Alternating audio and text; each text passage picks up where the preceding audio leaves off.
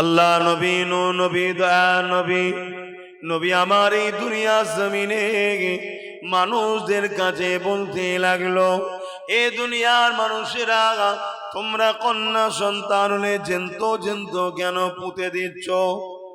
তারা বলতে লাগলো, নারী হলো অশুভ, নারীদের বাঁচার কোনো অধিকার নাই। আল্লাহ নবী বললেন, না, নারী অশুভ নয়, নারীর পায়ের তলায় তো জান্নাত, আল জান্নাতু তাহতা আকদামুল উম্মাহাত। প্রতিটা ছেলেদের জান্নাত হলো তার মায়ের পায়ের তলায়, মা হলো নারীর জান। রসুল তো এই মেসেজটাও দিয়েছে আমাদের ঘরে। আজকে সেইগুলো তো আমাদের খেয়াল রাখতে হবে। এ নওজোয়ান তরুণেরা, আল্লাহ নবী অনেক কষ্ট করেছেন এই জমিনের উপরে অন্যায়কে বন্ধ করার জন্যে, এই জমিনে নারীদের হত্যাও তো বন্ধ করার জন্যে। আল্লাহ নবী জমিনের উপরে বেইনসাফিকে শেষ করার জন্যে, ইনসাফ প্রতিষ্ঠিত করার জন্যে, এই জমিনের উপরে খুনকে বন্ধ করে মানবতাকে প্রতিষ্ঠিত করার জন্যে, প্রেমকে প্রতিষ্ঠিত করার জন্যে, ভালোবাসাকে প্রতিষ্ঠিত করার জন্যে, একত্ববাদ তাওহীদ আল্লাহকে দাসত্ব করার জন্যে আমার নবী পাক এই জমিনের উপরে অনেক কষ্ট করেছে। নবীর উম্মত হিসাবে নবী রেখে যাওয়া মিশনকে মজবুত করে ধরে রাখতে হবে, তবেই তো তুমি আমি নবী পাকের প্রকৃত উম্মতি হতে পারলাম। আপনাদের মহল্লায় নয় তো? হ্যাঁ, আল্লাহ নবী জীবনে এমনও দিন গেছে, নবী আমার মক্কা জমিনে যখন দিনের প্রচার করতে লেগেছেন, কাবা শরীফের সামনে একটা উঁচু টিলাতে দাঁড়িয়ে আল্লাহ নবী যখন মক্কার মানুষদেরকে ডাক দিলেন, এ মক্কার মানুষেরা এদিকে আসো, সবাই আগে এসে কাবাকে ঘিরে ফেললেন। আল্লাহ নবী একটা উঁচু টিলাতে দাঁড়িয়ে গেলেন, সেই জায়গায় দাঁড়িয়ে থেকে বলতে লাগলে, এ মক্কার মানুষেরা, আমি যদি তোমাদেরকে বলি, এক পাহাড়ের দিকে লক্ষ্য করে বললেন, ওই পাহাড়ের পিছনে একদম সৈন্য রয়েছে যারা তোমাদের উপরে হামলা করতে পারে তৈরি হচ্ছে। আমি রাসূলুল্লাহ, আমি মুহাম্মদ যদি বলি, তোমরা কি এটাকে মেনে নেবে? তারা বলল, হ্যাঁ, আমরা এটা মেনে নেব। আল্লাহ রাসূল তাদেরকে বলতে লাগলে, তোমরা তো এটা দেখোনি, তাহলে মানবে কেন? জমিনের উপর ইনসাফ প্রতিষ্ঠিত করা, এই জমিনের উপরে নাই প্রতিষ্ঠিত করা, এই জমিনের জুলুমকে খতম করে দিয়ে ইনসানিয়াতকে প্রতিষ্ঠিত করা। এ যুবকেরা, আল্লাহ নবী নবী দয়া নবী নবী আমার যে কাজ করেছে ওটা আমাদেরকে করতে হবে। নবী আমার যেটা হুকুম করেছে ওটাকে আমাদেরকে মানতে হবে। নবী আমার যেটা নিষেধ করেছে ওটাকে ছেড়ে দিতে হবে। আল্লাহ নবীর জীবন ইতিহাস দেখো, নবী আমার যখন মক্কা জমিনে আসলে, মক্কার মানুষেরা নিজেদের কন্যা কোনকে জেন্ত পুঁতে দিত।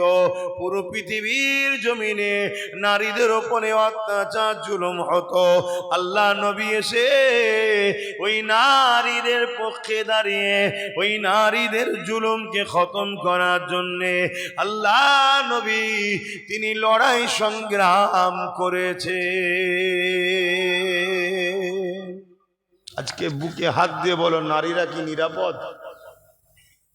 কথা বলেন, নারীরা কি নিরাপদ? বিয়ে দিয়েও নিরাপদ? এই যে নারীদের উপরে জুলুম হচ্ছে, যুবক, তোমাকে আল্লাহ এই ধর্মে পাঠিয়েছে, এই ঘরে জন্ম দিয়েছে, তোমার কাজ এই নারীদের অধিকার, নারীদের ইনসাফ, নারীদেরকে বাঁচাতে হবে। শুনছেন তো নাকি? এটা তোমার আমার কাজ। সেই জায়গায় আজকে তুমি মুসলিম ঘরের ছেলে হয়ে তুমি আমি যদি নারীর উপরে জুলুম করি, তাহলে এটা কত লজ্জার বিষয়। তাহলে এই খারাপটা তুমি আমি হলাম কি করে? কে তোমাকে আমাকে খারাপ করেছে? কোন সোহবতে তুমি আমি উঠা বসা করেছি? এগুলো ভাবতে হবে। আল্লাহ পাক কোরআন পাকের মধ্যে বলছেন, কালামুল্লাহ বলছেন, মা আতাকুমুর রাসূল ফাখুযুহু ওয়া মা নাহাকুম আনহু ফান্তাহু। আমার রাসূল যা আদেশ করছে মানো, আমার রাসূল যা নিষেধ করছে ছাড়ো। এটা কার কথা? একটু বলুন ভাই। আল্লাহর কথা। এটা কালামুল্লাহ, আল্লাহর কথা। মা আতাকুমুর রাসূল ফাখুযুহু ওয়া মা নাহাকুম আনহু ফান্তাহু। মহান স্রষ্টা রব্বুল আলামিন বলছে, আমার পেয়ারা দোস্ত মুহাম্মদ সাল্লাল্লাহু আলাইহি ওয়াসাল্লাম যা আদেশ করছে মানো, আর যা নিষেধ করছে ছাড়ো। যদি তোমরা কামিয়াবি পেতে চাও, এতেই তোমাদের কল্যাণ। জোরে বলুন সুবহানাল্লাহ। আর দয়ান নবী কি বলছেন? মান আহাব্বা লিল্লাহ ওয়া আবগাদা লিল্লাহ ওয়া আতা লিল্লাহ ওয়া মানআ লিল্লাহ ফাকাদ ইসতাকমালাল ঈমান। এটা হাদিস শরীফ। আগেরটা কোরআন শরীফ। আগেরটা আল্লাহর কথা, এটা রাসূলের কথা। আল্লাহ কি বললেন? আমার হাবিবের হায় হ্যাঁ বলো, নাই না বলো। যা আদেশ করছে মেনে নাও, যা নিষেধ করছে ছেড়ে দাও। আর রাসূল কি বলছেন? মান আহাব্বা লিল্লাহ ওয়া আবগাদা লিল্লাহ ওয়া আতা লিল্লাহ ওয়া মানআ লিল্লাহ ফাকাদ ইসতাকমালাল ঈমান। প্রকৃত তো ঈমানদার সেই ব্যক্তি, ঈমানের মজা তো সেই পায় কে? যে ভালোবাসে আল্লাহর জন্য। জোরে বলুন সুবহানাল্লাহ। যে বিচ্ছেদ হয়, দুশ্মনী করে আল্লাহর জন্য, আত্মীয়তা করে কার জন্যে? জোরে বলুন আল্লাহর জন্যে। বিচ্ছেদ হয় আল্লাহর জন্যে। নবী বলছে এরাই হলো প্রকৃত ঈমানদার, এরাই ঈমানের মজা পায়। জোরে বলুন সুবহানাল্লাহ। তাহলে নবী বললেন ভালোবাসবেন আল্লাহর জন্যে, বিচ্ছেদ দুশ্মনী হবে আল্লাহর জন্যে, আত্মীয়তা হবে আল্লাহর জন্যে, সম্পর্ক বিচ্ছেদ হবে আল্লাহর জন্যে। আর আল্লাহ বলছেন নবী আমার যা বলছে মানো, নবী আমার যা ছাড়তে বলছে ছাড়ো। জোরে বলুন সুবহানাল্লাহ। কোরবান যাক আমার আল্লাহ তার হাবিবকে কত ভালোবাসে, আর কোরবান যাক আমার রাসূল তিনার আল্লাহকে কত মানেন। জোরে বলুন সুবহানাল্লাহ। সেই দিন আমরা পেয়েছি, কিন্তু দুঃখের বিষয় আজ আমার কওমের মানুষকে বড় পরিকল্পিতভাবে এক ঈমানের দিক দিয়েও সরাচ্ছে, আবার আমার কওমকে লোভ লালসার মধ্যে জড়িয়ে ঘুম পড়িয়ে রাখারও পরিকল্পনা হচ্ছে। কেন? ইসলাম ইনসাফের নাম, ইসলাম ইনসানিয়াতের নাম, ইসলাম মানবতার নাম, ইসলাম প্রেমের নাম, ইসলাম ভ্রাতৃত্বের নাম, ইসলাম অসহায়কে আশ্রয় দিবার নাম, ইসলাম জুলুমকে খতম করার নাম, ইসলাম দুর্নীতি মুক্ত সমাজ গড়ার নাম, ইসলাম নেশা মুক্ত সমাজ গড়ার নাম হলো ইসলাম। জোরে বলুন সুবহানাল্লাহ। ইসলাম এমন একটা সমাজের কথা বলে যে সমাজে কোনো ছোট বড় ভেদাভেদ হবে না, ফর্সা কালো গরিব বড় লোক ভেদাভেদ হবে না, মানুষ ইনসাফ নাই পাবে, এরকম একটা সমাজ গড়ার নাম হলো ইসলাম। জোরে বলুন সুবহানাল্লাহ। তাই বড় প্ল্যান করে আমাদের ঘরে ইসলাম থেকে সরাবার জন্য পরিকল্পনা করছে কারা? যারা ইসলামের দুশ্মন, যারা মানবতার দুশ্মন, যারা ইনসাফের দুশ্মন, যারা ইনসানিয়াতের দুশ্মন, যারা নারী অধিকারের দুশ্মন, যারা এতিমদের দুশ্মন, যারা বিধবাদের দুশ্মন, যারা সমাজে অসহায় গরিব মানুষদেরকে কৃতদাস দাসী বানাতে চায় তারা হলো ইসলামের দুশমন। কেন? তারা মানুষকে ভোগ করতে চায়, গোলাম বানাতে চায়, কৃতদাস দাসী বানাতে চায়। তাই তারা দেখছে যেমন করে হোক ইসলামকে মিটাতে হবে।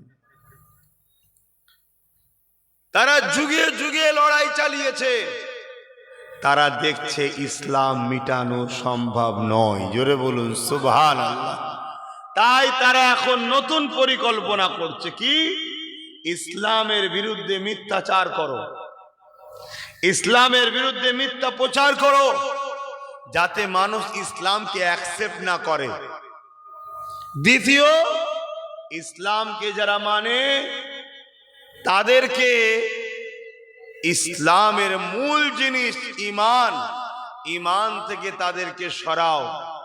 যদি ঈমান থেকে সরাতে নাও পারো, তাদের ঈমানকে দুর্বল করো। যে কাজ করলে তাদেরকে গান দাও, যাত্রা দাও, ফাংশন দাও, জুয়া দাও, মেলা দাও, মদ দাও, নারী দাও, লোভ লালসায় তাদেরকে ফেলে রাখো, যাতে ওরা এর মধ্যেই জড়িয়ে থাকে।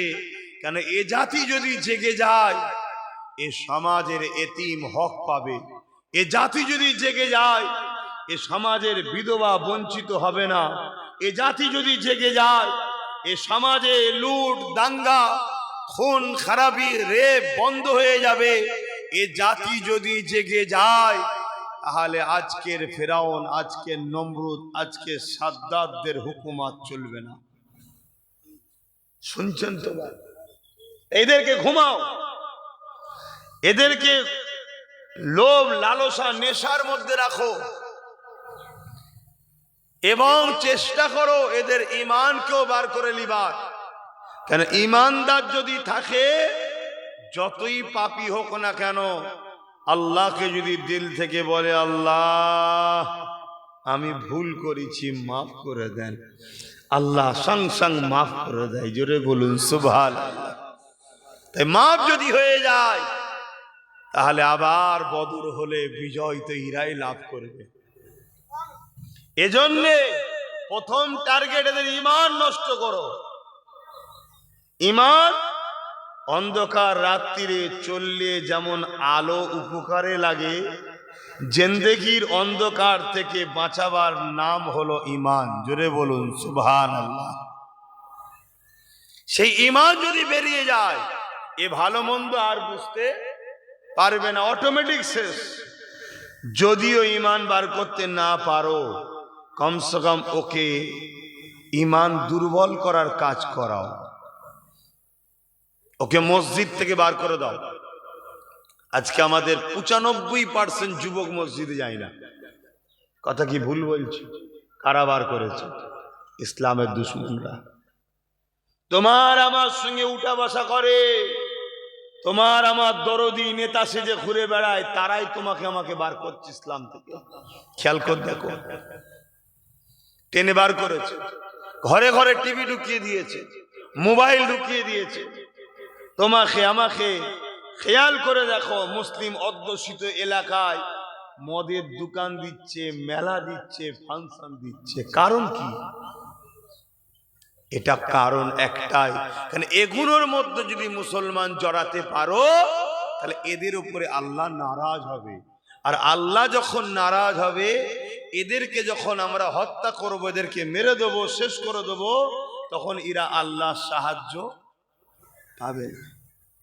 এগুলো বোঝো আমার জাতি, আমার কম বোঝো, তোমাকে আল্লাহ কি জন্য বানিয়েছে?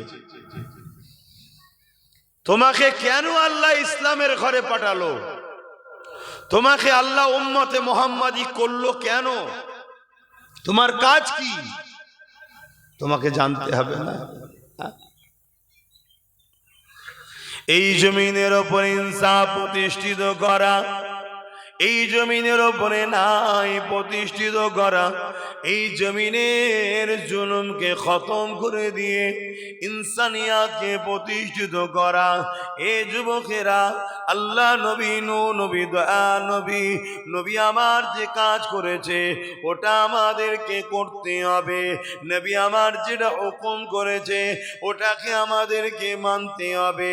নবী আমার যেটা নিষেধ করেছে ওটাকে ছেড়ে দিতে হবে। আল্লাহ নবী জীবন ইতিহাস দেখো, নবী আমার যখন মক্কা জমিনে আসলে মক্কার মানুষেরা নিজেদের কন্যা কোনকে জেন্ত জেন্ত পুঁতে দিত। পুরো পৃথিবীর জমিনে নারীদের ওপরে অত্যাচার জুলুম হতো। আল্লাহ নবী এসে ওই নারীদের পক্ষে দাঁড়িয়ে ওই নারীদের জুলুমকে খতম করার জন্যে আল্লাহ নবী তিনি লড়াই সংগ্রাম করেছে। আজকে বুকে হাত দিয়ে বলো, নারীরা কি নিরাপদ? কথা বলেন, নারীরা কি নিরাপদ? বিয়ে দিয়েও নিরাপদ? এই যে নারীদের উপরে জুলুম হচ্ছে, যুবক তোমাকে আল্লাহ এই ধর্মে পাঠিয়েছে, এই ঘরে জন্ম দিয়েছে, তোমার কাজ এই নারীদের অধিকার, নারীদের ইনসাফ, নারীদেরকে বাঁচাতে হবে। শুনছেন তো নাকি? এটা তোমার আমার কাজ। সেই জায়গায় আজকে তুমি মুসলিম ঘরের ছেলে হয়ে তুমি আমি যদি নারীর উপরে জুলুম করি তাহলে এটা কত লজ্জার বিষয়। তাহলে এই খারাপটা তুমি আমি হলাম কি করে? কে তোমাকে আমাকে খারাপ করেছে? কোন সোহবতে তুমি আমি উঠা বসা করেছি? এগুলো ভাবতে হবে। আল্লাহ নবী নবী দয়া নবী নবী আমার এই দুনিয়া জমিনে মানুষদের কাছে বলতে লাগলো, এ দুনিয়ার মানুষেরা তোমরা কন্যা সন্তান হলে জেন্ত জেন্ত কেন পুঁতে দিচ্ছ? তারা বলতে লাগলো নারী হলো অশুভ, নারীদের বাঁচার কোনো অধিকার নাই। আল্লাহ নবী বললেন না, নারী অশুভ নয়, নারীর পায়ের তলায় তো জান্নাত, আল জান্নাত তাহতা আকদামুল উম্মাহাত। প্রতিটা ছেলেদের জান্নাত হলো তার মায়ের পায়ের তলায়, মা হলো নারীর জান। রসুল তো এই মেসেজটাও দিয়েছে আমাদের ঘরে। আজকে সেইগুলো তো আমাদের খেয়াল রাখতে হবে।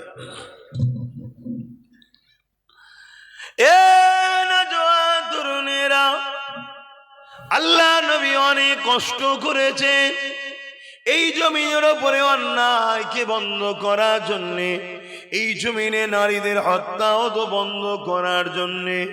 আল্লাহ নবী জমিনের ওপরে বেইনসাফিকে শেষ করার জন্যে, ইনসাফ প্রতিষ্ঠিত করার জন্যে, এই জমিনের ওপরে খুনকে বন্ধ করে মানবতাকে প্রতিষ্ঠিত করার জন্যে, প্রেমকে প্রতিষ্ঠিত করার জন্যে, ভালোবাসাকে প্রতিষ্ঠিত করার জন্যে, একত্ববাদ তাওহীদ আল্লাহকে দাসত্ব করার জন্যে আমার নবী পাক এই জমিনের উপরে অনেক কষ্ট করেছে।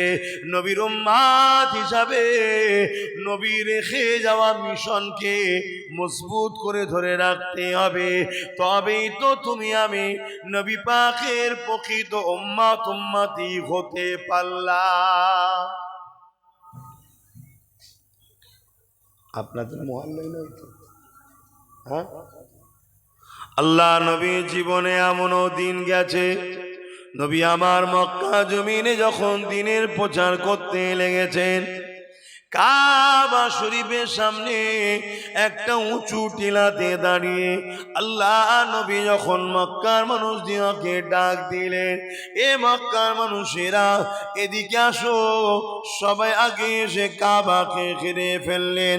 আল্লাহ নবী একটা উঁচু টিলাতে দাঁড়িয়ে গেলেন, সেই জায়গায় দাঁড়িয়ে থেকে বলতে লাগলে, এ মক্কার মানুষেরা আমি যদি তোমাদেরকে বলি, এক পাহাড়ের দিকে লক্ষ্য করে বললেন, ওই পাহাড়ের পিছনে একদল সৈন্য রয়েছে যারা তোমাদের উপরে হামলা করতে পারে তৈরি হচ্ছে। আমি রাসূলুল্লাহ, আমি মুহাম্মদ যদি বলি তোমরা কি এটাকে মেনে নেবে? তারা বলল হ্যাঁ আমরা এটা মেনে নেব। আল্লাহ রাসূল তাদেরকে বলতে লাগলেন, তোমরা তো এটা দেখোনি, তাহলে মানবে কেন? তোমরা তো দেখোনি পাহাড়ের ওইদিকে সৈন্য আছে না নেই, তা মানবে কেন? তারা বলছে, এই আব্দুল্লাহর বেটা মুহাম্মদ সাল্লাল্লাহু আলাইহি সাল্লাম, 40 বছর ধরে আপনাকে ছোটবেলা থেকে দেখছি, কোনো দিন কখনো আপনি মিথ্যা বলেননি, আপনি আল আমিন, চিরসত্যবাদী। জোরে বলুন সুবহানাল্লাহ। কারা বলছে? আপনাদের মহল আজানটা দিয়েছে। বাপেরা, নওজওয়ানেরা, তরুণেরা, এমান নবী পাকের উম্মত উম্মতি গণেরা, আজ আমরা সহজে দিন ইসলামকে পেয়েছি। এই ইসলামের উপরে আমাদের গুরুত্ব অতটা নাই, অথচ জিন্দেগির মিশন হওয়া দরকার। যতদিন বাঁচব আল্লাহ নবীর দিনের পাহারাদার হয়ে বাঁচব, যতদিন দুনিয়াতে থাকব আমার রাসূলুল্লাহ দিন মেনে চলব, রাসূলের সুন্নাহ অনুযায়ী চলব, এবং রাসূলুল্লাহ রেখে যাওয়া দিনের পাহারাদার হয়ে থাকব। এটা যদি তোমার আমার মিশন হতো তাহলে চিন্তার কোনো কারণ ছিল না। হাসতে হাসতে দুনিয়া থেকে জান চলে যেত আস্তে আস্তে, যেটা তুমি আমি বুঝতে পারতাম না, এবং পরকালও তোমার আমার কোনো চিন্তা থাকতো না। আল্লাহ পাকের দয়ার বিনিময়ে হাসতে হাসতে আল্লাহ পাকের জান্নাতি হয়ে যাব। মিশন এটাই করো। আজ আমরা এর ঘর বাঁচাবো, ওর ঘর ভাঙবো, ওর ঘর বাঁচাবো, এর ঘর ভাঙবো, এই মিশনে আমরা বেঁচে আছি। আমাদের মিশন একটাই হবে, আমিনা লালের রেখে যাওয়া কষ্টের ইসলামের পাহারাদার হয়ে থাকবো। আমরা যদি লড়তে হয় কখনো আল্লাহ রসুলের জন্য লড়বো। কাউকে যদি ভালোবাসতে হয় আল্লাহ রসুলের জন্য ভালোবাসবো। কারো থেকে যদি মুখ ফিরিয়ে নিতে হয় আল্লাহ রসুলের জন্য লড়বো। এটাই আমাদের মিশন হওয়া দরকার। কেন এই জিন্দেগিটা আল্লাহ দিয়েছে রসুলের গোলামি করার জন্য। কিন্তু আজ আমাদের মিশন কি? আজকে আমাদের জিন্দেগির লাইফটা কি? একটু নিজেকে প্রশ্ন করবেন যে আমি কি করছি। শুধু আজ শুনলে হবে না, নিজেকে একবার প্রশ্ন করবেন। কেন মৃত্যু সবার হবে। এ দুনিয়া শাস্তির জায়গা নয়, এটা পরীক্ষার জায়গা। রেজাল্ট আউট হবে ময়দানে মাশরে। কেউ যদি ডানাতে আমলনামা পায় সে হাসতে হাসতে জান্নাত যাবে। জোরে বলুন সুবহানাল্লাহ। আর কেউ যদি বাহাতে আমলনামা পায় তার লাইফ শেষ, সে কাঁদতে কাঁদতে জাহান্নামে যাবে। দুনিয়াতেও যেদিন রেজাল্ট আউট হয় অনেকে হাসে অনেকে কাঁদে, ফেললে যারা হয় কাঁদে, কিন্তু সুযোগ আছে পরের বছর দিবার, কিন্তু ওখানে কোনো সুযোগ দ্বিতীয়বার আর নাই। এ না জওয়ান তরুণেরা, তাই আমি বারবার বলি, যেখানে যে একটাই কথা বলি, আমার রাসূলুল্লাহকে মুহাব্বত করে, আমার নবী পাককে প্যার করে, যে নবী আমার আমাকে আপনাকে কতটা মুহাব্বত করে, সারা জীবনটা আমার আপনার জন্য কেঁদেছে, আজ রওজা মুবারকে কাঁদছে। সেই নবী পাকের রঙে নিজেকে রঙিন করো, সেই নবী পাকের সুন্নায় নিজেকে সাজা, সেই নবী পাকের দিনের পাহারাদার হয়ে যায়। দুনিয়ার লোক দেখলে যেন একটাই কথা বলে, এ মোহাম্মদ রসুলের পাগল, এ মোহাম্মদ রসুলের গোলাম। এ যুবক, এই জিন্দেগিটাই তোমার হবে কামিয়াবি। তুমি যতই বড় সেলিব্রিটির দিবানা হও না কেন, তোমার সেলিব্রিটি কিয়ামতে কাজে লাগবে না। তুমি যত বড় খেলোয়াড়ের দিবানা হও না কেন, তোমার খেলোয়াড় দুনিয়ায় তো তোমার পাশে দাঁড়ায় না, আখিরাতেও তোমার কোনো কাজে লাগবে না। দুনিয়া জমিনে যতই বড় নেতা মন্ত্রী পাশে তুমি দাঁড়াও না কেন, দুনিয়া জমিনে সে তোমাকে তো চেনে না, এবং পরকালেও সে তোমার কোনো কাজে লাগবে না। কিন্তু আমার আমিনার লালকে যদি রাস্তায় ফুটপাতে পড়ে থাকা একটা গরিব মানুষ যদি স্মরণ করে, আমার আমিনার লাল রাতে তাকে এসে দিদার দেয়। আরো জোরে বলুন সুবহান আল্লাহু আকবার। ইয়া রাসূলুল্লাহ জিন্দাবাদ। আল্লাহ যুবক, আমার নবীকে নেতা বানাও। আমার নবী ছাড়া দ্বিতীয় কেউ নেই। আর যাকে দেখবে তোমার রসুলের রাস্তায় চলছে তাকে ভাই বানাও, সাথী বানাও, দোস্ত বানাও। কথা বুঝে আসছে? তার সাথে থাকো, তাকে সহযোগিতা করো। আর যে তোমার রসুলের সাথে নেই, সে যেই হোক, যদি এক মুঠো ভাত দেয়, মনে রেখে দিও এর বিনিময়ে তোমার কাছ থেকে অনেক কিছু সে বার করে নিবার জন্যই দিয়েছে। একমাত্র আপন আল্লাহ রসুল ছাড়া কেউ আমাদের নয়, এটা মনে রেখে দিও।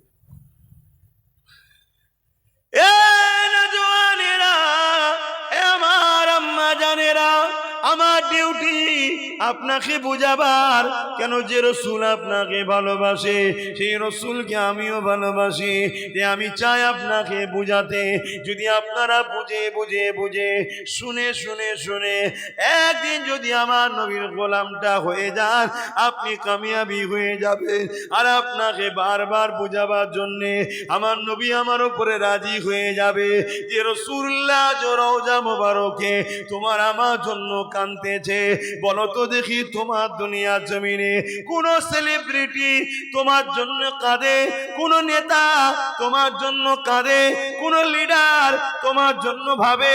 কেউ আছে খেলোয়াড় তোমার জন্য কাঁদে? না না, কেউ তোমার জন্য ভাবার নাই। আজ প্যালেস্টাইন নীরবে শেষ হয়ে গেল, দুনিয়ার কারো দেখার সময় নাই। এখন বিভিন্ন জায়গায় জুলুম হচ্ছে, দুনিয়ায় কারো দেখার সময় নাই। এ যুবকেরা, তরুণেরা, তুমি যদি কারো জন্য লড়াই করো, কারো জন্য মারপিট করো, কাউকে যদি জায়গা দখল করে দাও, ততক্ষণ তোমাকে সে স্মরণ রাখবে যতক্ষণ তুমি তার ফায়দার কাজে লাগবে। কিন্তু আমার রাসূলুল্লাহ তোমার কাছ থেকে কোনোদিন কিছু চাইনি। নবী আমাকে তোমাকে দুনিয়া আখিরাতের সমস্ত কামিয়াবি নবী তো দিয়েছে। বলো, বাস্তবের সঙ্গে মিলিয়ে দেখো। যতক্ষণ তুমি দিতে পারবে ততক্ষণ তোমাকে ওই পাচ্ছে বলেই মৌখিক একটা না বললে নয়, তাই ভালো আছিস রে, ও ঠিক আছে, ভালো থাকিস। আর আমার রাসূল সারা জীবন তোমার আমার জন্য কেঁদেছে। সারা জীবন তোমাকে আমাকে কল্যাণের রাস্তা, মানবতার রাস্তা, ইনসাফের রাস্তা, ন্যায়ের রাস্তা, শান্তির রাস্তা, বিজয়, কামিয়াবি, তারাক্কি সব নবী দেখিয়েছে। আজও রওজা মুবারকে তোমার আমার জন্য কাঁদছে, মানো তো নাকি? আবার একদল বেরিয়েছে যারা রসুল মরা বলে, নাউজুবিল্লাহ বলে। এটা একটা ইসলাম বিদ্বেষীদের পরিকল্পনা। জাগে রসুলকে মরা প্রমাণ করে দাও, তাহলে এই যে কাঁদছে ওই দরদের কথাটা বাস্তব কাজে লাগবে না। শুনছেন তো নাকি? আমার নবীর আহলিয়াদের বিবাহ করা হালাল না হারাম? জোরে বলুন, কেন হারাম? অনেক কটা কারণ আছে। একটা তো কোরআন বলছে উম্মাহাতুল মুমিনিন, মুমিনদের মা। কিন্তু এটা কোন মা? এটা কোন মা? সম্মানের দিক দিয়ে মা। ওস্তাদের স্ত্রীও মা হয়, ওস্তাদের স্ত্রী মা হয় সম্মানের দিক দিয়ে। কথা বুঝে আসছে না? নাই, কিন্তু উস্তাদ মারা গেলে যদি নেকার হয় তাতে বৈধ হবে, নিষেধ নাই। কথা বুঝে আসছে? সম্মানের দিক দিয়ে। কিন্তু রসুলের পাক সাল্লাল্লাহু আলাইহি ওয়াসাল্লামের স্ত্রীদের নেকা করা যায়? কেন করা যায় না? যার স্বামী ইন্তেকাল করেনি, যার স্বামী রয়েছে এখনো, বিবাহ যখন কেটে যায়নি, তাহলে সে নারীর সঙ্গে বিবাহ হারাম। আমার রাসূলুল্লাহর আহলিয়াদের সঙ্গে আমার নবীর নেকা এখনো কাটেনি, এখানে নবী হায়াতে আছে। জোরে বলুন সুবহানাল্লাহ, আরো জোরে বলুন সুবহানাল্লাহ।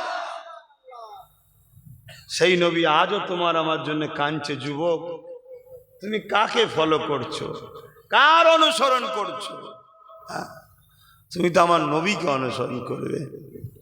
কিয়ামতের দিনে কোনো নেতা কারো হবে না, কিয়ামতের দিনে কোনো দাদা দিদি কারো হবে না, কিয়ামতের দিনে কোনো বাপ মা কারো হবে না। এ যুবকেরা, কিয়ামতের দিনটা এত কঠিন দিন হবে, যেদিন মাথার এক বেগ দেখতে এক হাত উপরে আল্লাহ সূর্যকে নামিয়ে দেবে, সূর্যের 12 গুণ তাপ আল্লাহ বাড়িয়ে দেবে। মাটিটা জমিনটা লোহা যেমন আগুনে দিলে গরম হয়ে যায়, ওই রকম লাল হয়ে যাবে। মানুষ জমিনের উপরে দাঁড়াতে পারবে না, যার উপরে যার জোর চলবে তাকে জমিনে শুইয়ে দিয়ে তার বুকের উপরে পা দিয়ে দাঁড়িয়ে যাবে। এই কিয়ামতের দিনেতে কেউ কারো হবে না, সবাই নফসি নফসি করতে থাকবে। ওয়াকুলু আদম সাবিউল্লাহ নফসি নফসি, ওয়াকুলু মূসা কালিমাতুল্লাহ নফসি নফসি। এই যুবকেরা, তরুণেরা, আজ যাদের জন্য যৌবন নষ্ট করলে, যাদের জন্য ক্ষমতা নষ্ট করলে, যাদের পিছনে ঘুরে ঘুরে জিন্দেগি কাটালে, যাদের জন্য তুমি তোমার কওমের ভাইকে মারলে, যাদের জন্য তুমি তোমার মসজিদের দুশমন হয়ে গেলে, যাদের পিছনে ঘুরে তুমি আল্লাহ দ্বীনের দুশমন হয়ে যাচ্ছ, তোমার বিবেক এখনো কি সাড়া দেবে না? সেই তারাও কিয়ামতের দিনে তারা তো উল্টো পায়ে আল্লাহর জাহান্নামে যেতে থাকবে। তাহলে কিয়ামতের দিনে তোমার আমার কি হবে? ওই দিনে একমাত্র একজনের জবানে বেরোবে, ইয়া রাব্বি হাবলি উম্মতি উম্মতি উম্মতি। ওটা অন্য কেউ নয়, তোমার আমার নবী মুহাম্মদ আরবি সাল্লাল্লাহু আলাইহি ওয়াসাল্লাম। সেই নবীর জন্য কি করেছো বলো? আমি প্রত্যেকটা যুবককে জিজ্ঞেস করছি, বলো। কারো 30, কারো 40, কারো 50 বছর বয়স হয়ে গেছে, আমার নবীর জন্য কি করেছো বলো? কবার নবীর জন্য মারপিট করেছো? কবার নবীর জন্য কেঁদেছো? কবার নবীর জন্য কারোর সঙ্গে ঝগড়া করেছো? কাউকে ছেড়ে দিয়েছে, এই তুই আমার নবীর নামই তোর সাথে নয়, বলো।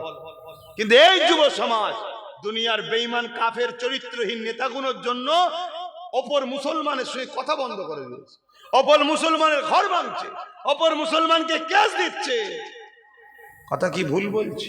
হাতটাকে এই বেঈমান কাফের জাহান্নামের কুকুরগুলোর জন্য নবী বংশের বাচ্চাদের ঘরেও মুসলমানরা গাল দিচ্ছে। কেন?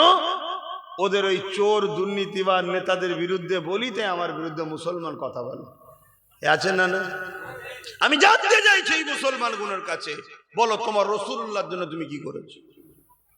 তোমার শাহিনশাহ, তোমার বাদশাহ, শোনো, তুমি যদি এইটা বিশ্বাস না করো, তুমি তো মুসলমানই নয়, তুমি মুসলিম থেকে বেরিয়ে কাফের হয়ে গেছো। তামাম কায়নাতে যে যা খায় ওই খাবার মালিক হলেন আল্লাহ, কিন্তু ডাইরেক্ট আল্লাহ আপনার কাছে পাঠায় না, ওটা মদিনায় আসে, মদিনা থেকে রসুল বন্টন করে। জোরে বলুন সুবহানাল্লাহ। কথা মাথায় ঢুকছে? তাহলে তুমি যেটা খেলে দুপুর বেলায়, অবশ্যই রিজিকের মালিক আল্লাহ, কিন্তু এসেছে মদিনাওয়ালার দরবার থেকে। তুমি সেই রসুলের জন্য কি করেছো বলো? চোখের সামনে দেখছো কেউ তোমাকে কিছু দিচ্ছে, 1 কেজি আলু, 1 কেজি তেল, তুমি মনে করছো আমার আপন। ওটা তোমার নসিবে ছিল তাই, আর তোমার নসিবটা তুমি তো নিজে ফাটিয়েছো। 1 কেজি তেলে তোমার নসিব গেল কেন? তোমার তো নসিব হওয়া দরকার ছিল তুমি 1000 লোককে তেল আলু পেঁয়াজ দান করবে, তোমার তো এইটা নসিব হওয়া দরকার ছিল। তোমার নসিবটা আজকে এই জায়গায় গেল কি করে?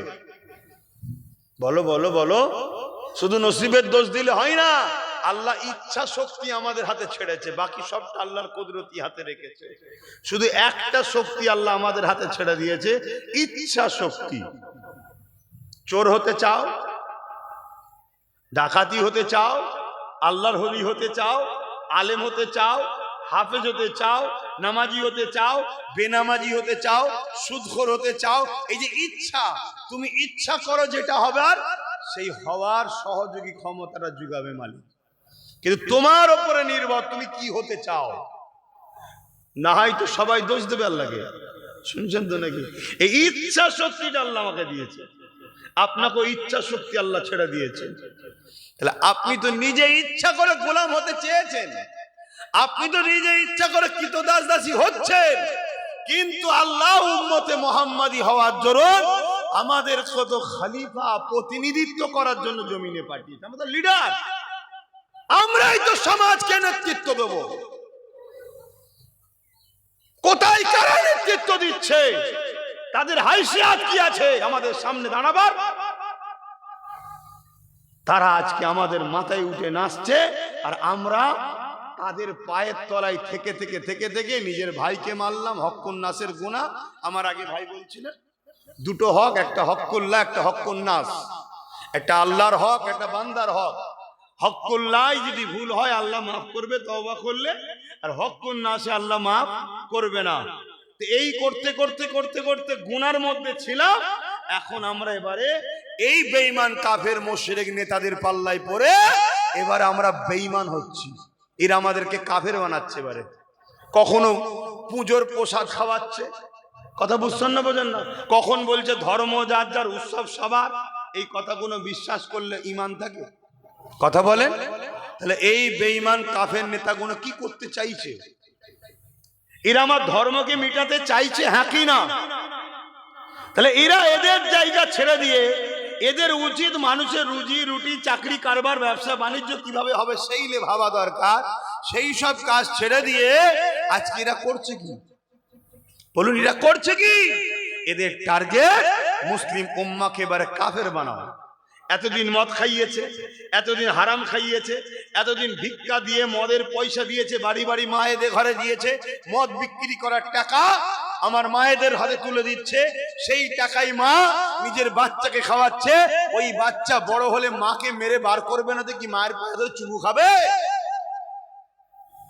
তখন তুমি যে বলবে হুজুর তাবিজ দাও, আমার ছেলে বিগড়ে গেছে, এই তাবিজ আর হবে? ও তো কোরআন ঝুলিয়ে দিল, আর হবে না কেন? তো গোড়া খারাপ হয়ে গেছে। কষ্ট হচ্ছে নাকি? হ্যাঁ,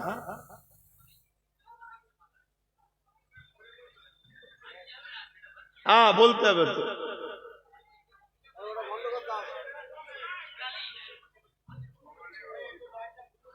একটু ঘুরিয়ে দেন, একটু ঘুরিয়ে দেন। শুনছেন তো নাকি? ক্যারাচে করে দেন, ক্যারাচে করে দেন। জন ছেলেদের দিকে দেন, ওদের তো আরো বেশি আওয়াজ সহ্য করা অভ্যেস আছে। আমি কি বলেছি বুঝতে পেরেছি কি জানি না। তাহলে বলো কত খারাপ কথা। আমাদের ছেলেরা কোথায় থাকে, কোথায় যায়, কোন মজলিসে বসে। আব্বাজান, এবার আব্বাজানরা একটু শোনেন, আব্বাজানরা শোনেন। কিয়ামতের দিন আল্লাহ বান্দাকে তুলবে, হিসাব দাও। দেখা যাচ্ছে নামাজ, রোজা, দাড়ি, টুপি, শরিয়াতের সব পাবন্দি সব ঠিক, পাশ করে গেছে। আল্লাহ জান্নাত যায়, আল্লাহ বলবেন না, তোমার ছেলের হিসাবটা দাও। শুনছেন বাপেরা? ছেলের হিসাবটা দাও। আল্লাহ ওটা আমার ছেলেকে জিজ্ঞেস করেন না, তুমি তো গার্জেন। আল্লাহ ছেলে কথা শোনে নে, সম্পর্ক রেখেছিলে কেন? বেটা যদি বাপের কথা না শোনে, বাপের উচিত ওই ছেলেকে ত্যায্য পুত্র করতে দরকার। তুই আমার বেটা হয়ে আমার কথা শুনবি নি মানে? কথা শুনছেন না শোনেন? আমার কথা বুঝছেন তো নাকি? হ্যাঁ, তুই বাপ নয়, আমি বাপ। আমার শরীরের টুকরো তুই, তোর কথা আমি শুনবো না, আমার কথা তোকে শুনতে হবে। তবে হ্যাঁ, ইসলাম বিরোধী কোনো কথা বললে ও কথা বাপ বললো মানা ইসলামে হারাম, চলবে না। ইসলামের দায়রার মধ্যে থেকে বাপ যদি ছেলেকে বলে এই খবরদার গায়ের ইসলামের ধর্মীয় অনুষ্ঠানে যাবে না, পুজোয় যাবে না, মেলাতে যাবে না, যাত্রায় যাবে, ওটা তাদের। ওর বিরুদ্ধে বা পক্ষে কোনো আলোচনা আমাদের নাই, কিন্তু ওটা তাদের, তাদের উৎসব তারা করুক। যেখানে শিরক হয় সেখানে যেতে ইসলাম হ্যাঁ বলেছে না না বলেছে? আরে এটা কে বেজার হচ্ছে? তুমি ভাবছো আল্লাহর কথা ভাবছো না, যেমন আল্লাহ পছন্দ করে? তুমি হক কথা বলতে পারছো না কেন? এই মেলা হচ্ছে যাবি না, এই ফজর বেলা উঠে নামাজ পড়বি, এই শরাব খাবি না। এইসব কথা বাপকে তো বলতে হবে, ছেলেকে দায়িত্ব তো। বাপ বলেন, ছোটবেলা থেকে বলেন কিয়ামতের দিন কি হবে শোনো। বাপের কে জিজ্ঞেস কর ছেলের কথা, ছেলে ধরা পড়ে গেছে, ছেলের জায়গায় ফেঁসে গেছে। ছেলে বলবে আল্লাহ আমি যখন পাপ করতাম আমার বাপ যদি আমায় রুখতো তাহলে আজকে আমি জাহান্নামে যেতাম। তাহলে আমি জাহান্নামে যাওয়ার পিছনে আমার বাপের অবদান আছে, অর্থাৎ আমার বাপকেও আমার সাথে দেন। আল্লাহ রসুল বলছে বাপ বেটা একসাথে জাহান্নামে যাবে। কথা শুনছেন আমার বাপ জানেরা? আশা করছে আমাদের বাচ্চারা জাহান্নামে যাবে না ইনশাল্লাহ, কিন্তু বর্তমান যে টার্গেট আসছে ওই টার্গেটে আমার বাচ্চা যদি ফিরে এক্ষুনি না আসে, এতদিন ছিল গুনাহগার, গুনার মাপের রাস্তা আছে ইনশাল্লাহ। আমাদের বাচ্চারা, আমাদের যুবকরা, আমরা ইতিহাসে দেখেছি আজকে যারা দাঁড়িয়ে রেখে মাথায় টুপি দিয়ে আল্লাহওয়ালা হয়ে বসে আছি, একটা সময় আমাদেরও জীবনে ভুল হয়েছে। তাহলে পরিবর্তন হয়েছে না হয়নি? এ ভালো খুন আছে, পরিবর্তন হবে, আমার যুবকরা সব পরিবর্তন হয়ে যাবে ইনশাল্লাহ। কিন্তু এই খুনগুলোকে তো এইবারে অন্য জায়গায় নিয়ে যাচ্ছে, হারাম খাওয়াচ্ছে, হারাম খাওয়াতে খাওয়াতে সেরেকের খাদ্য খাওয়াচ্ছে। এই শুনছেন তো? এবার তো অন্যদিকে চলে যাচ্ছে, এই জায়গা থেকে তো ফিরে আনতে হবে। এই আনার দায়িত্ব শুধু আব্বাস সিদ্দিকীর নয়, গার্জেন আপনাদেরকে মজবুত হতে হবে। এই তোর বাপ হিসেবে বলছি, নবী বংশের আওলাদদের সঙ্গে থাকবি, অন্য কারো সঙ্গে নয়। যদি শুনিস আমার কাছে থাকবি, আর নাই তোকে তেজ্য পুত্র করে বার করে দেবো। কথা শুনছেন না শোনেন নি? পারবেন না? বলছে আব্বা বললে আমাকেই বার করে দেবে। তাহলে চিন্তা করুন কি সমাজ আমরা তৈরি করলাম। বাপ হলো জান্নাতের দরজা, আজকে ছেলেকে কি মানুষ করলাম, বা আমার ভাইগুলো কিরকম তৈরি হচ্ছে যে তার জান্নাতের দরজাটাই বন্ধ করে দিয়েছে। বাপ ভয় করছে ছেলেকে, শুনছেন তো? বাপ ভয় করছে ছেলেকে, মা ভয় করছে ছেলেকে, যে ওকে বললে ও যদি কিছু বলে, হায় আমার আম্মা, আপনি ভয় করছেন আপনার বাচ্চাকে, আপনার জিন্দেগিটাই কি, আর আপনার ছেলেটা তাহলে জান্নাত যাবে কি করে? জান্নাত তো আপনার পায়ের তলাতে। عن أبي أمامة قال عن أبي أمامة أن رسولان قال يا رسول الله ما حق الوالدين على ولدي قال هما جنتك نارك। এ বাবারা শুনে রেখে দাও, হযরত আবু উমামা থেকে রায়াত রয়েছে, আল্লাহ নবী জানিয়ে দিলে একটা ব্যক্তি এসে রাসূলুল্লাহকে বলতে লাগলেন, ইয়া রাসূলুল্লাহ হাবিবাল্লাহ, মা বাপের উপরে ছেলেদের হক কি? আল্লাহ নবী বললেন হুমা জান্নাতুকা নারুকা, মা বাপ যদি ছেলের উপরে বেজার হয়ে যায় ওই ছেলে জাহান্নামে যাবে, পৃথিবীর সব মলি সাহেবদেরও জান্নাতে নিয়ে যেতে পারবে না। আর মা বাপ যদি ছেলের উপরে রাজি হয়ে যায় ওই ছেলে আল্লাহ আর জান্নাতে যাবে। যুবক যত লাভালাভি করো, জান্নাত তোমার ঘরে, বুড়ো আর বুড়ি, ওই বাপ আর মা, ওটাই হলো তোমার জান্নাত। একটা জান্নাতের দরজা, আর একটা হলো খোদ নিজেই জান্নাত, তার পায়ের তলায় তোমার ঠিকানা। অতএব মুরব্বী বাপেরা ছেলেদেরকে ছোটবেলা থেকে, এই নতুন প্রজন্ম যারা, এগুলোকে ছোটবেলা থেকে তালিম দেন। কি তালিম? তিনটে শিক্ষা দিতেই হবে, তিনটে শিক্ষা দিতেই হবে। এ আমার যুবকরা, বিয়ে শাদী করছো, সন্তান আল্লাহ দিক, নেক সন্তান দিক, পুত্র সন্তান, কন্যা সন্তান, যাই দিক, নেককার দিক, বলুন আমিন।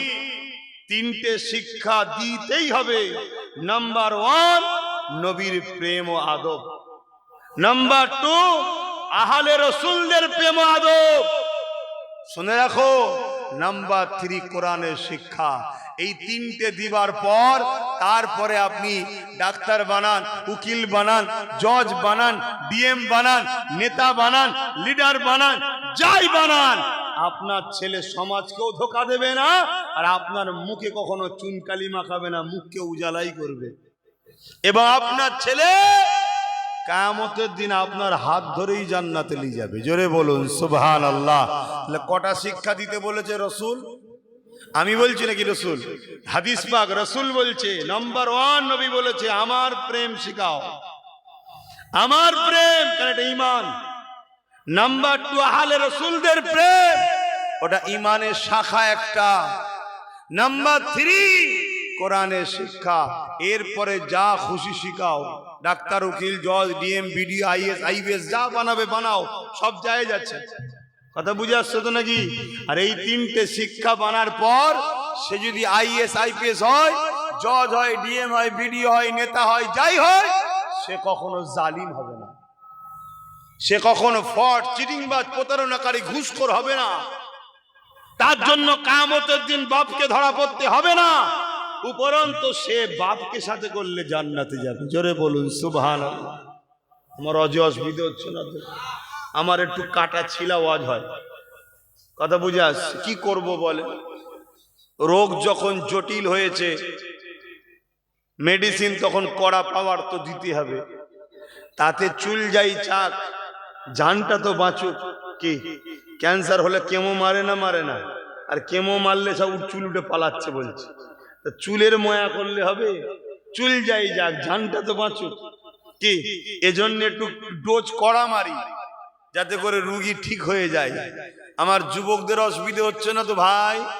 খুব ভালোভাবে বোঝো আমার ভাই, খুব ভালোভাবে বোঝো। মায়ের থেকে খালা কখনো আপন হতে পারে না।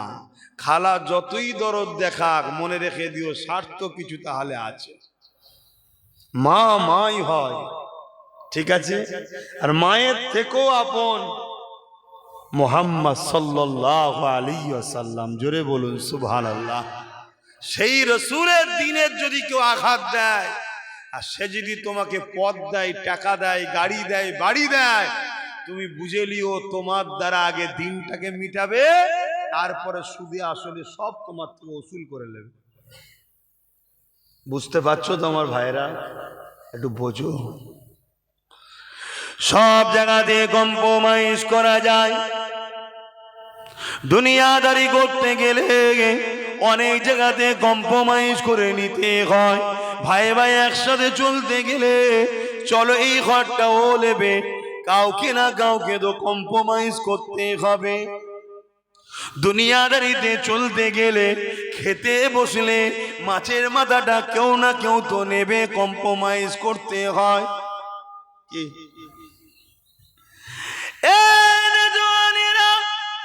সব জায়গাতে কম্প্রোমাইজ করা যায়। বাইরে বেরিয়েছেন, কোনো কুটুম বাড়ি কোনো জায়গায় যাবে, আপনি আপনার দামি গাড়িটা নিয়ে যাবার শখ করেছেন, ছেলে বায়না করেছে ওটা এখন আমি নিয়ে যাব, এই জায়গা তো কম্প্রোমাইজ করতে হয়। সব জায়গাতে করা যায়, কিন্তু মনে রেখে দিও আল্লাহ রসুলের ব্যাপার এসে গেলে ওই জায়গার কোনো কম্প্রোমাইজ নয়। ওই জায়গাতে সামনে কে দাঁড়িয়ে আছে, তার কত বড় পাওয়ার রয়েছে, তার কত বড় ক্ষমতা রয়েছে, সে কে ব্যক্তি, ও সব কিছু আর দেখার বিষয় নয়। তার বিরুদ্ধে তোমাকে সংগ্রাম করতে হবে। ক্ষমতা থাকলে হাত দিয়ে লড়তে হবে, হাতে যদি ক্ষমতা না থাকে মুখ দিয়ে তার বিরুদ্ধে প্রতিবাদ করতে হবে। মুখে যদি ক্ষমতা না থাকে অন্তর থেকে ঘৃণা করে তার থেকে দূরে সরে যেতে হবে। হতে পারে তুই তোমার বিজনেস পার্টনার হতে পারে, কোটি কোটি টাকার কারবার চলছিল তার সাথে, কিন্তু একটা দিন সে তোমার দিনের উপরে কোনো আঘাত দিয়েছে, সে তোমার কোরআনের উপরে কোনো আঘাত দিয়েছে। এই কোটি কোটি টাকা কারবার ব্যবসা তার সঙ্গে সিপারিট করে নিতে হবে। ভাই তোর সঙ্গে আর আমার চলা সম্ভব না, কারণ এতদিন তোর সাথে চলেছি, সব কিছুই ঠিক আছে। কখনো তুই 2 লাখ বেশি নিয়েছিস, কম্প্রোমাইজ করে নিয়েছে, কখনো হিসাবে গন্ডগোল করে দিয়েছি, তারপরও বিহার স্বার্থে একতা হয়ে থাকতে গেলে সব মেনে নিয়েছি, কিন্তু আর কম্প্রোমাইজ করা যাবে না। কেননা তুই এমন একটা জায়গায় আঘাত দিয়েছি, এই জায়গায় কম্প্রোমাইজ করলে ঈমান থাকে না।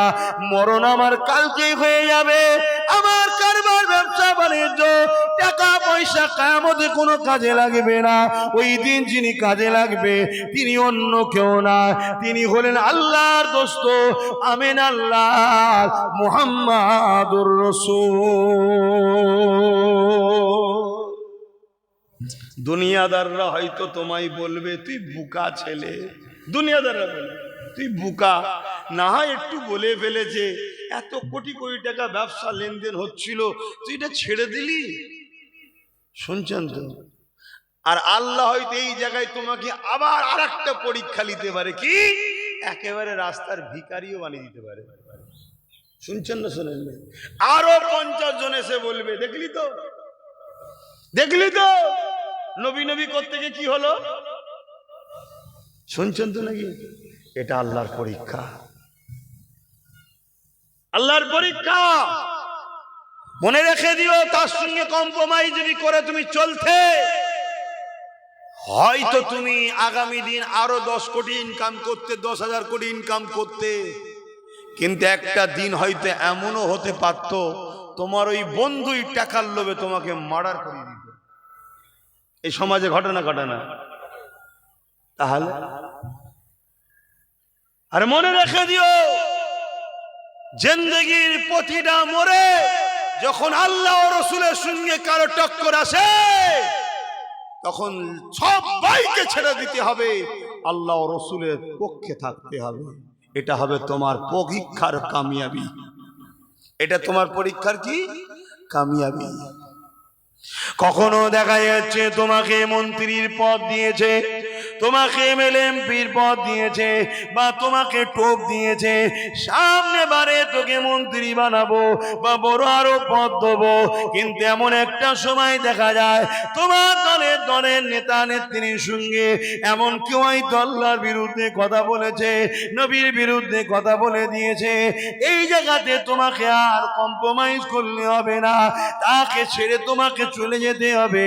হ্যাঁ, এতদিন কম্প্রোমাইজ করেছি, চাকরি দেশনি চল মেনে নিয়েছি, কারবার দেশনি চল মেনে নিয়েছি, আমার জমিটা অন্যজনকে দিয়ে দিয়েছি মেনে নিয়েছি, আমার জায়গা অন্যজনকে দিয়ে দিয়েছি তাও মেনে নিয়েছি, আমাদেরকে মিথ্যা কেস দিয়েছি তাও মেনে নিয়েছি।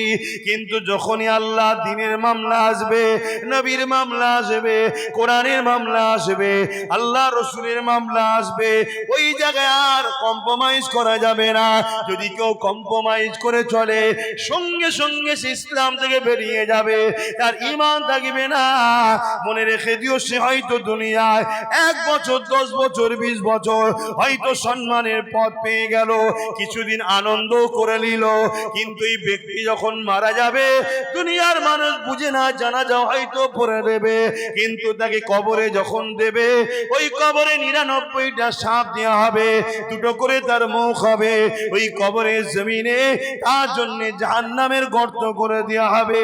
কেননা সে আল্লাহ ও নবী থেকে দুনিয়ার কাউকে বেশি প্রাধান্য দিয়েছে, এই জন্য তার পরীক্ষায় সে ফেল হয়ে গেছে। এ যুবকেরা, তরুণেরা, বাবেরা, তাই বলে দিয়ে যায়, আল্লাহ আমাকে ঈমান হিফাজত করে, আপনাদেরও হিফাজত করে। মনে রাখবেন, সব জায়গায় কম্প্রোমাইজ করা যায়, আল্লাহ রসুলের বিরুদ্ধে যখন কোনো জিনিস হবে, ওই জায়গায় তোমার পরীক্ষা শুরু হলো, তোমাকে সব ছেড়ে দিয়ে এমনকি নিজের জানও যদি চলে যাবার সম্ভাবনা থাকে, জানটা দিয়ে হলো আল্লাহ ও নবীর পক্ষে দাঁড়াতে হবে।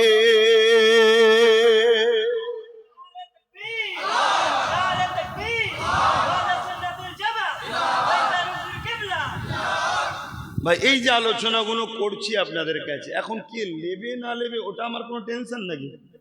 বলুন, ওটা আমার তো বিষয় নয়, আমার বিষয় দিও আপনাকে, আমি তো দিয়েছি। এবারে আপনি নেবেন কি নেবেন না, সেটা আপনি আর আল্লাহর সাথে ব্যাপার। কথা বুঝে আসছে তো নাকি? কিন্তু মনে রেখে দিও, এই জমিনে এমনও শোনা গেছে ভ্যান চালিয়ে খায়। কি চালিয়ে খায়? ভ্যান। লটারি কেটেছে, লটারি বোঝেন তো? হ্যাঁ, কাটা ইসলামে হালাল না হারাম? দেখে দেখে মুসলিম এলাকায় দেখবেন লটারির দোকান দেওয়া হচ্ছে। কেন? এ জাতিকে হারামে ঢুকাও, যাতে আল্লাহ এর উপরে নারাজ হয়, তবে তো জাতিকে মিটানো যাবে। এ আমার জাতি, শুধরে যাও, শুধরে যাও। কঠিন ভয়ানক দিন আসছে। প্যালেস্টাইন দেখেও শিখলে নে, হ্যাঁ, শুধরে যাও। তো সেই জায়গায় দেখা যাবে এক ব্যক্তি, এটা পেপারেও বেরিয়েছিল, লটারি কেটেছে, ফোন এসেছে, তোমার 1 কোটি টাকা লেগেছে। কি লেগেছে? 1 কোটি টাকা। ঘরে গেছে, 1 কোটি টাকা, শুধু ভাবছে 1 কোটি। আনন্দ 1 কোটি করতে করতে করতে করতে মারা গেছে। শুনছেন তো নাকি? মরে গেছে। টাকাটাও ভোগ করতে পারলো। এক তো লটারি কেটেছে হারাম, টাকাও পেল না। খুব ভালো ধারে বোঝো, ধৈর্য ধরো, সবর করো, তকদিরের উপরে ভরসা করো, আল্লাহ নাফরমানি করো না। আল্লাহ দিনকে যারা মিটাতে চাইছে তাদের সঙ্গে দল করো না। কথা বুঝে আসছে না? নয়, এটা মাথায় রেখো। আল্লাহ আমাদেরকে হেদায়েত করেন, বুঝার তৌফিক দেন। বলুন আল্লাহুম্মা আমিন। কেন মৃত্যু কার কখন আসবে কেউ জানে না। এই সমাজে কত দাদু বেঁচে আছে, তার নাতি পুতা ইন্তেকাল হয়ে যাচ্ছে, আছে না? না, তাহলে বলো কি গ্যারান্টি আছে আব্বাস সিদ্দিকী কালকে থাকবে? বলো কি গ্যারান্টি আছে? তাই ভাইয়ের মতো আপনাদেরকে মনে করি, যুবক ভাইয়ের মতো মনে করি। না হয় বলো আজ এই এসআইআর হচ্ছে, এই এসআইআর নিয়ে এক একজন এক এক রকম কথা বলছে। কেউ কি বলেছে তোমরা প্রমাণ রাখো, কোনো অসুবিধে হলে তোমাদের হয়ে কেস লড়বো? কেউ বলেন। কথা বুঝে আসছে? সেই জায়গাতে সেই নবী বংশের আওলাদ নওশাদ সিদ্দিকী হোক আর আব্বাস সিদ্দিকী হোক, সেই নবীর খানদানের বাচ্চা দেখো তোমাদের জন্য আজও কথা বলছে যে ঘাবড়ে যেও না, প্রমাণটা রেখো, কাগজটা রেখো, তোমাদের পাশে আছি আমরা। একটু ভাবো, তোমাদেরকে আমরা সন্তানের ভাইয়ের মতো ভালোবাসি। কেন এই বাংলায় আজকে কে কোন সিলসিলার দিকে চলে যাচ্ছে আছে ওটা বড় বিষয় নয়। প্রত্যেকটা মুসলমান এ বাংলায় দাদা হুজুরের রুহানি আওলাদ। প্রত্যেকটা পৃথিবীর মুসলমান আমার রসুলের পাকের রুহানি আওলাদ। জোরে বলুন সুবহানাল্লাহ। আর আমরা সেই নবীর খানদানের বাচ্চা হয়ে আপনাদেরকে বাঁচাতে চাইছি।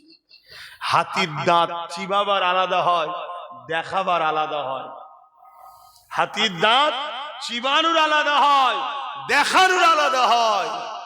আজ এই সমাজে কিছু লোক তোমাদেরকে দেখায় এক আর পিছনে করে আর এক। তাই তোমার নবীর খানদানের সন্তান হয়ে বলি, বাঁচতে যদি চাও আল্লাহ রসুলের দিকে ফিরে আসো। নবীকে মডেল বানাও, নবীকে লিডার বানো, নবীকে রসুল বলে মানো। নবী যে রাস্তা দেখিয়েছে সে রাস্তায় চলো। রসুলেরই একটা হাদিস, এ আমার মান্যওয়ালারা, তোমরা কুরাইশ বংশের বাচ্চার নেতৃত্ব মানবে। জোরে বলুন সুবহানাল্লাহ। আজ এতদিন কোন কুরাইশ বংশের বাচ্চা রাজনীতির নেতৃত্ব দেয়নি। আজ যখন নওশাদ রাজনীতির নেতৃত্ব দিচ্ছে, নবীর উম্মতের উচিত ডায়ে বায়ে সামনে পিছু কোন মুনাফিক, হারামখোর, গেজাখোর, মাতালখোর, মানবরূপী পশু, সমাজ বিরোধী, চরিত্রহীন জারজ সন্তানের কথা না শুনে নবী বংশের আওলাদের পাশে দাঁড়ানো দরকার আছে না? না, আওয়াজ দিয়ে বলা আছে না? পাশাপাশি আমরা ধর্মীয় নেতৃত্ব দিচ্ছি তোমাদের। আমরা যারা ধর্মীয় নেতৃত্বে তোমার ধর্মের বিষয়ে আমাদের সাথে আছো, আল্লাহ করে কি আছো না? নাই আছো। কিন্তু দুনিয়াবি ক্ষেত্রেও সে যখন রাজনীতির নেতৃত্ব দিতে নেমেছে, নবীর বংশের বাচ্চা, তার পাশে দাঁড়ানো দরকার আছে না? নাই, এটা খেয়াল রেখো, মাথায় রাখো। আজ চারিদিকে দুশ্মন ভরে যাচ্ছে। এই ভাটপাড়াতে একজন মানবরূপী পশু প্রকাশ্য বলল ইসলামে রেপ করাটা কোনো পাপের বিষয় নয়।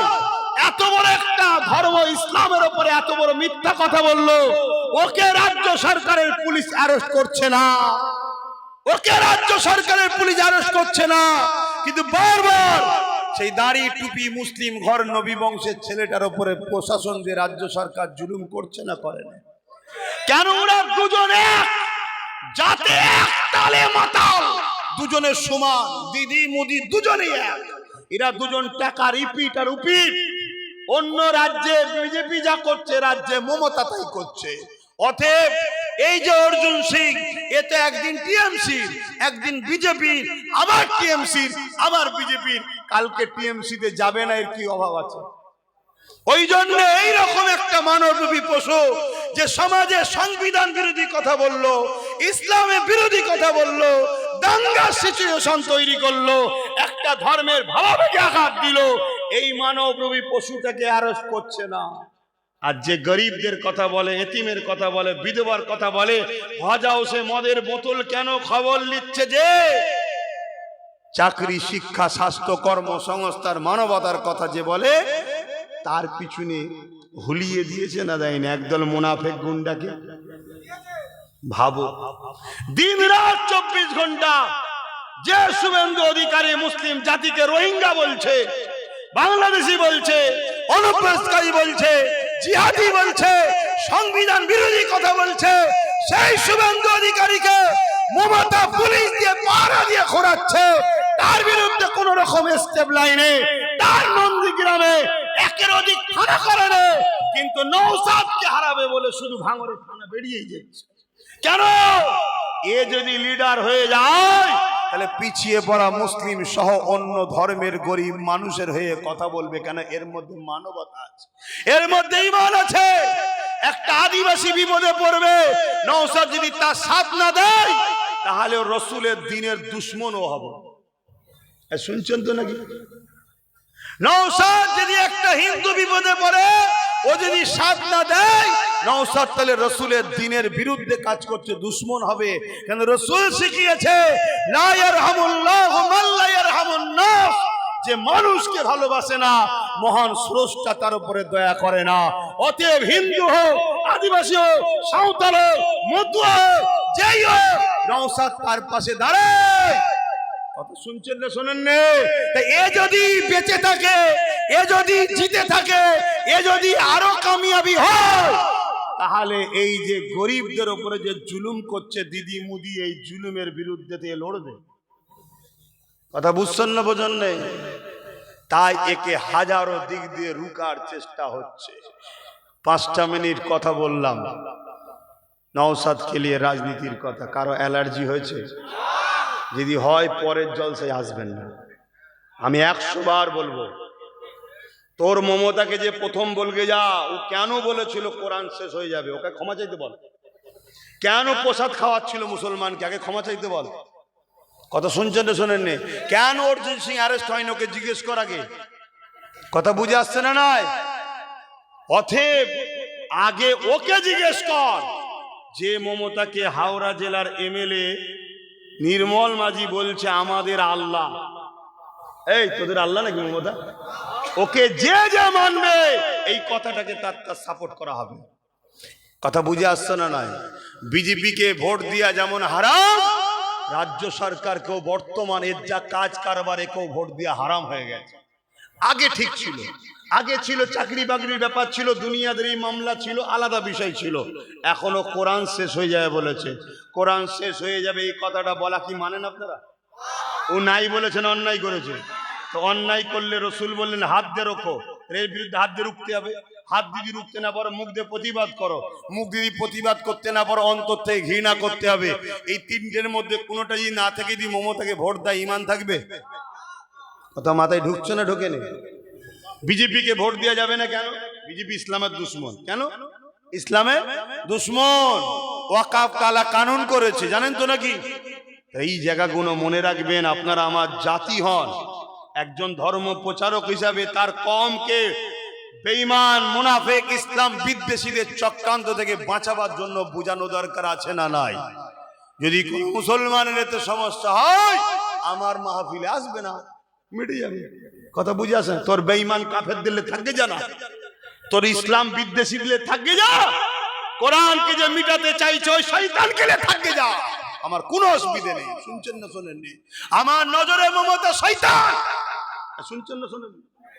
ওর হাতে তো ক্ষমতা রয়েছে, ওর হাতে পাওয়ার আছে, কিন্তু আমার কোরআনের বিরুদ্ধে কথা বলেছে, ওর জবাব দেওয়া দরকার আছে না? কিন্তু বাংলার আলেম উলামা মুল্লা মুলি সাহেব মুখে সব কুলুপ দিয়ে বসে আছে। উত্তরপ্রদেশে কিছু হলে চিল্লায়, ওই যে কি বলে প্যালেস্টাইনে কিছু হলে চিল্লায়। আর আমার বাংলায় যখন এই ইসলাম বিদ্বেষী নারী মমতা ইসলামের দুশমন, কোরআনের দুশমন, মুসলিম জাতিকে প্রসাদ খাইয়ে কাফের বানাতে চেয়েছে, এর বিরুদ্ধে যখন অন্যায় করে একটা কেউ প্রতিবাদ করে। এক কথা বুঝছেন না? বোঝেন না? উপরন্ত শুধু ভয় দেখায়, বিজেপি চলে আসবে, বিজেপি চলে আসবে, বিজেপি চলে আসবে। এটা ভয় দেখিয়ে দেখিয়ে আমার জাতিকে গোলাম বানাচ্ছে। আরে যা খুশি তাই করছে। বলেন অসুবিধা হচ্ছে কারো? কারো অসুবিধা হচ্ছে? যদি কোরআনের পক্ষে বলাতে কারো যদি অসুবিধা হয় সে কোন সা মুসলমান? কোরআনের পক্ষে দাঁড়িয়ে কোরআনের দুশ্মনের বিরুদ্ধে বলাতে, ইসলামের পক্ষে দাঁড়িয়ে ইসলামের দুশ্মনের বিরুদ্ধে বলাতে কারো যদি অসুবিধা হয় সে কোন সা মুসলমান? কথা বুঝে আসছে না? নাই। অতএব বাপেরা ভাইরা, দুদিনের দুনিয়া, আজ আছি কাল নাই। বলে যাচ্ছি, মাথার মধ্যে ঢুকিয়ে নেন যে এই লোহাকে কাটতে গেলে লোহা দরকার, তাই তো নাকি? এই লোহাকে কাটতে গেলে লোহা দরকার। কেউ যদি রাজ ক্ষমতা দ্বারা ইসলাম বিরোধী করে, সেই ক্ষমতাকে কাটতে গেলে আমাদেরও পাওয়ারের দরকার আছে না নাই? হ্যাঁ, আব্বাস সিদ্দিকী করছে না, আব্বাস সিদ্দিকী কোনো জায়গায় ক্যান্ডিডেট, নেতা, মন্ত্রী, সিএম হতে যাচ্ছে না, ইমাম সাহেব হচ্ছে না, কিন্তু আমরা ধর্ম বাঁচাবার জন্য আমাদের ধর্মের বিরোধী যারা করছে, আমাদের ছেলেগুলোকে গ্যাঁজার কেস দিয়ে ভরে দিচ্ছে, আমাদের ছেলেগুলোকে মিথ্যা মামলায় ভরছে, আমাদের ছেলেগুলোকে টার্গেট করছে, শুধু বলছি রে বাংলাদেশি, এই তোরা বাংলাদেশ, হ্যাঁ? এত বড় একটা সংবিধান বিরোধী খবর ছড়াচ্ছে শুভেন্দু অধিকারী, কই তাকেও অ্যারেস্ট করছে না? কথা বুঝছেন না, বোঝেন না? তাহলে এইটাকে কাটতে গেলে, এইটাকে দমন করতে গেলে আমাদেরও পাওয়ারের দরকার আছে না নাই? এবার এই পাওয়ারে লড়াই করতে গিয়ে কোন মুসলমান যদি আমাদের বিরুদ্ধে দাঁড়ায়, জানতে হবে সে মুসলিম সুরাতে বেঈমান। অতএব তাকে মুসলিম ভেবে লাভ নাই, মুসলিম ভেবে লাভ নাই, তার বিরুদ্ধে আমাদেরকে লড়তে হবে, তার বিরুদ্ধে লড়তে হবে। সেই লড়াই যদি আল্লাহ আব্বাস সিদ্দিকীর মৃত্যু রাখে, কোরআন সুন্নাহ অনুযায়ী এই মৃত্যু আমার জন্য সবচেয়ে বড় নিয়ামত, আল্লাহ শহীদের দরজা পাবো। জোরে বলুন সুবহানাল্লাহ, আরো জোরে বলুন আলহামদুলিল্লাহ। অত ঘাবড়াবার কিছু নেই, জন্মেছি যখন মরবো একদিন। কিন্তু তুমি আমার কোরআনের বিরুদ্ধে কথা বললে কেন? তুমি কেন বললে দিল্লি গিয়ে আন্দোলন করো? ও তো প্রকাশ্য দুশ্মন, ওকে সবাই আমরা চিনি, চিনি না চিনি না? হ্যাঁ, চিনি না চিনি না? কথা বলুন, বিজেপি আমাদের দুশ্মন না বন্ধু? জোরে বলুন, জোরে বলুন। এটা সবাই চেনে, চেনে না এমন কেউ আছে না? কিন্তু মমতা আমাদের বন্ধু না দুশ্মন? জোরে বলে। এইটা এখন চিনেছেন, আজ থেকে 5 বছর আগে ওকে দুশ্মন কেউ মনে করতেন? বন্ধু মনে করতেন? আমরাই তো এনেছি। এই আমি আমার কথা বললেও ভুল হবে না, আমরাই তো এনেছি। তাহলে আমরা সবাই ভুল করেছি। কেন ভুল করেছি? তার ঘুমটার পিছনে যে এত বড় শয়তানি ছিল বুঝতে পারিনি, কিন্তু আজ যখন বুঝেছি, আর কি সাপোর্ট করা যেতে পারে? একটা জায়গায় মসজিদ রয়েছে, চাঁদা তুলছে লোক, দান করবেন না ধরবেন না? আল্লাহর ঘর, তাই তো নাকি? কাল যদি ওটা দখল হয়ে যে অন্য কিছু হয়ে যায়, ক্লাব হয়ে যায়, পার্টি অফিস হয়ে যায়, জালিমরা দখল করে এলে, দখল করছে তো বিজেপি অনুযায়ী দখল করছে তো, সেই জায়গায় চাঁদা দেওয়া যাবে? তাহলে এ কালকে যখন চিনতে পারেনি, সাথ দিয়েছ, আলাদা কথা, ওটা গোনা নয়। বসিরহাট হুজুর ফতোয়ার মধ্যে লিখেছে, ফুটবল খেলা দেখতে গিয়ে হাততালি মারলে ওখানে গোল শুধু হচ্ছে না, বিবিও তালাক। শুনছেন তো নাকি? এখন কত লোক হাততালি মেরেছে বলেন তো? তালাক হয়ে গেছে নাকি? না, তালাক হয়নি। কেন? ও জানতো না, ও জানতো না, জেনে যাওয়ার পরে হাততালি মারলে। কথা কিছু মাথায় ঢুকছে? তো একদিন এ যে ইসলাম বিদ্বেষী, আমিও জানতাম না, আপনারাও জানতেন না, তাই আপন মনে করে এনেছেন। অতএব কোনো ভুল আপনারা করেন না, আমিও করিনি। কিন্তু আজ যখন জেনে গেছি, ওরে সর্বনাশ, আমার সিল, আমার নোড়া, আমারই ভাঙছে দাঁতের গুড়া, আমার সিল, আমার নোড়া, আমারই ভাঙছে। ওরে সর্বনাশ, এ কালপিটকে তো তাহলে আজ সাপোর্ট করা যাবে না। কথা বুঝছেন না, বোঝেন না? হ্যাঁ, মুসলমানদের মধ্যে একটা আইএস বানাইনে, আইপিএস বানাইনে, উকিল বানাইনে, জজ বানাইনে, ডিএম বানাইনে, বিডিও বানাইনে, শুধু মুসলিম ঘরের ছেলেগুলোকে গুন্ডা বানিয়েছে, গুন্ডা, ডাকাত, খুনি বানিয়েছে। কেন? একটা দিন আসবে, কাজ যখন কমপ্লিট হবে, হাত ধুয়ে পরিষ্কার করলে মুসলমানকে মেরে দেবে। এই যে লাদেন নাম শুনেছি না? হ্যাঁ, আমেরিকা তৈরি করেছিল রাশিয়াকে টুকরো করার জন্য, শুনছেন তো নাকি? যখন কাজ মিটে গেল, টুকরো হয়ে গেল, তখন তারাই আবার বলছে এটা জঙ্গি, মার মার মার মার মার। যেসব মুসলমানরা এখন গুন্ডাগিরি করছে এই বেঈমানদের হয়ে, কাজ মিটে গেলে ওরাই বলবে মার মার গুন্ডাকে, মার গুন্ডাকে, মার গুন্ডাকে মার। কথা মাথায় ঢুকছে? অতএব বুঝাবার দায়িত্ব ভাই মনে করি, বাপ মনে করি, মা মনে করি, বোন মনে করি। আমার বাপ মা আমার ভাই বোনকে আমি বুঝাচ্ছি, যেগুলো আমার নয় সেই মুনাফেক গাদ্দার মুসলিম নামে কলঙ্কদের সঙ্গে আমার কোনো সম্পর্ক নাই। কথা বুঝে আসছে? তোর কাছে কেউ কোরআনের বিরুদ্ধে কথা বললে তোর দিল কাঁদে না? যদি বলে ভুল করে বলে ফেলেছে তো ক্ষমা চাইতে পার, তাহলে আমি আর বলবো না এসে কোনোদিন। কথা শুনছেন তো? ও যদি বলে ওটা আমার ভুল হয়ে গেছে, বলা ভাই আমি বুঝাতে চেয়েছিলাম এক, হয়ে গেছে আর এক, তা বলে দে, আমি আর বলবো না। তুই ক্ষমা না চাওয়া পর্যন্ত জাতিকে জানাতে হবে, তোর সাথ দিলে জাতি বেঈমান হয়ে যাবে। এটা আমার ডিউটি নাই, মদিনাওয়ালা আমায় ধরবে। তা আসুন, নামাজের জন্য সংক্ষেপ করছি, একটু সালাম পড়বো। ইয়া নবী